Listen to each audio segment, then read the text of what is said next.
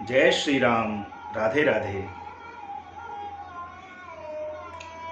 हमारे जीवन में ये चार लोग ऐसे होते हैं जिनके साथ में रहना भी पड़ता है, जिनके साथ में संबंध रखना भी पड़ता है, लेकिन जीवन भर ये लोग शूल की तरह चुभते हैं। कौन कौन? तुलसीदास जी महाराज ने रामचरितमानस में बताया और बिल्कुल सटीक बताया, बिल्कुल सत्य बताया। तुलसीदास जी की वाणी तो कदाचित गलत हो ही नहीं सकती। तुलसीदास जी कहते हैं, सेवक सठ नृप कृपण कुनारी, कपटी मित्र शूल समचारी। शूल समचारी, ये चार लोग शूल के समान चुभते हैं। कौन कौन? पहला व्यक्ति है सेवक।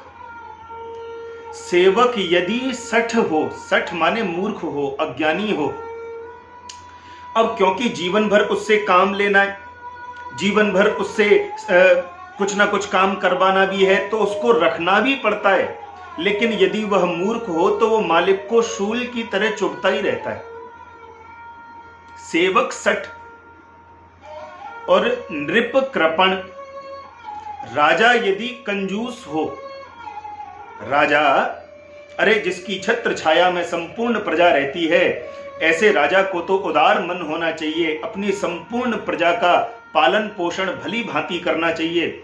लेकिन जो अपनी प्रजा को कभी भी महत्वता देता ही नहीं और अति कंजूस है, प्रजा का ध्यान नहीं रखता, तो प्रजा बेचारी कर तो कुछ सकती नहीं है, लेकिन वह राजा भी प्रजा के मन में जीवन भर सूल की भांति चुभता रहता है। सेवक सठ नृप कृपण और कुनारी। कुनारी माने नारी यदि संस्कारी नहीं है, नारी में यदि संस्कार नाम की वस्तु नहीं है, तो व्यक्ति को रहना तो जीवन भर उसके साथ में पड़ता है। नारी यदि कुनारी है, सेवक सठ नृप कृपण कुनारी, तो कुनारी जो है, अब ठीक है पत्नी है तो रहना ही है संग में, लेकिन जीवन भर सूल की तरह चुभती है वह नारी। जो कुनारी हो, संस्कारहीन हो, संस्कार नहीं हो जिसमें। और चौथी बात बोले कपटी मित्र। मित्र यदि कपटी हो, क्योंकि मित्रता का संबंध है, छोड़ तो सकते नहीं है समाज को दिखाने के लिए, लेकिन वह मित्र भी जीवन भर सूल की तरह चुभता रहता है।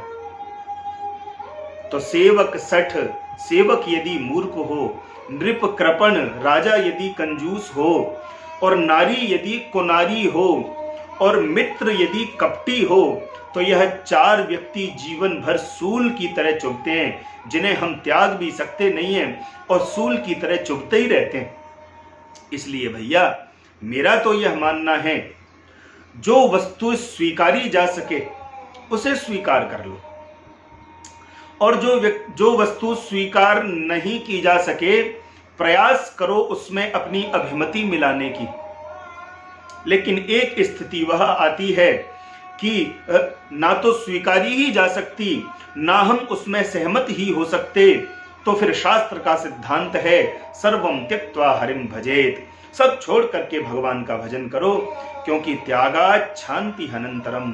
केवल त्याग में ही शांति है, त्याग के अलावा किसी वस्तु में शांति नहीं मिलती। वस्तुतः ध्यान रहे, सब कुछ छोड़ने का अर्थ यह नहीं है कि सब कुछ छोड़ करके हम कुमार्ग पर चले जाएं, गलत रास्ते पर चले जाएं। सर्वम त्यक्त्वा हरिम भजेत, सब छोड़ करके केवल भगवान का भजन करो, क्योंकि यह मानव शरीर जो मिला है, वस्तुतः ये संसार प्रपंचों के लिए नहीं, ये तो केवल भगवत प्राप्ति के लिए मिला है। लेकिन हम प्रयास करते हैं गृहस्थ जीवन में भी रह करके भजन हो सके, और भी तमाम संसार के काम करते समय भी भजन हो सके।